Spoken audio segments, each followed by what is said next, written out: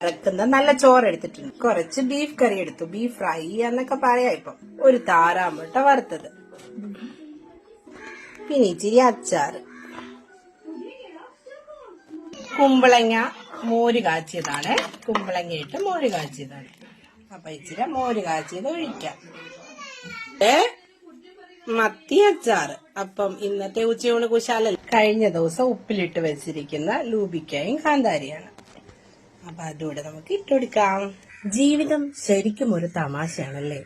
ഒരു ശിശുവായിട്ട് വന്ന് ഒന്നുമില്ലാതെ ഈ ഭൂമിയിലേക്ക് നമ്മൾ വരുമല്ലേ. എന്തിനു വേണ്ടി പോരാടി. അതിനിടയ്ക്ക് അസൂയുണ്ട്, കുശുമ്പുണ്ട്, ചതിയുണ്ട്, വഞ്ചനയുണ്ട്. ചിലവരിൽ നിന്ന് അവഗണന നമ്മൾ നേരിടും.